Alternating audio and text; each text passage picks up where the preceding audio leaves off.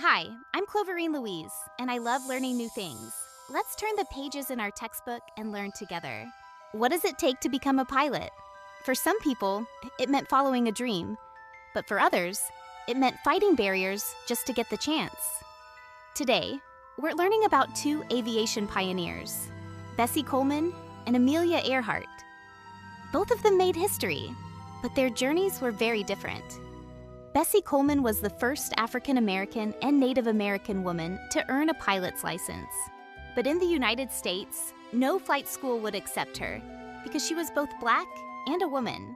Her brother told her stories of women flying in France, and after taking the advice of Robert Abbott, an editor for the Chicago Defender, she learned French and traveled all the way to France on a ship to attend flight school, earning her international pilot's license on her mission to follow her dream. When she returned to the United States, she was greeted by reporters, especially from African American newspapers, and she received a silver loving cup from the cast of Shuffle Along, a Broadway show that helped initiate the careers of Josephine Baker and Paul Robeson. In the United States, Bessie Coleman became a stunt pilot, performing loops, dives, barrel rolls, figure eights, and other stunts at air shows, and inspiring others to become interested in aviation. Her first Chicago stunt show had an audience of 2,000 spectators.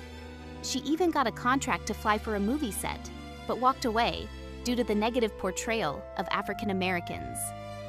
After an accident in California, she recuperated and gave several lectures and exhibition flights in Texas.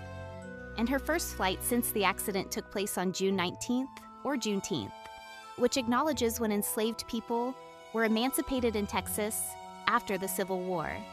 She refused to perform at segregated events and aspired to start a flight school in the United States, so more African Americans could become pilots and witness the freedom she felt while flying.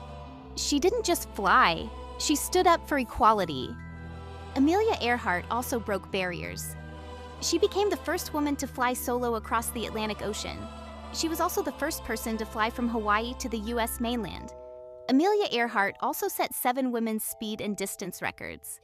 In 1932, Amelia Earhart became the first woman to receive the Distinguished Flying Cross military honor.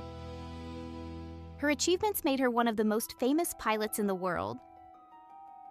But unlike Bessie Coleman, Amelia Earhart had access to opportunities in the United States. Bessie had to leave the country just to learn how to fly, facing discriminatory obstacles in the United States to achieve her American dream. Both of their stories show how race and gender shaped opportunities in very different ways, contributing to the transformation of travel and flight. In just a short period of time, aviation quickly transformed, but not everyone benefited equally. Even as new opportunities opened for women, many barriers still existed for people of color. These stories remind us that history is not just about progress.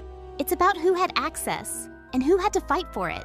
Because sometimes reaching your dreams means going farther than anyone else, just to get the same chance. Which aviation experience inspired you the most? Tell me in the comments. I'd love to hear from you.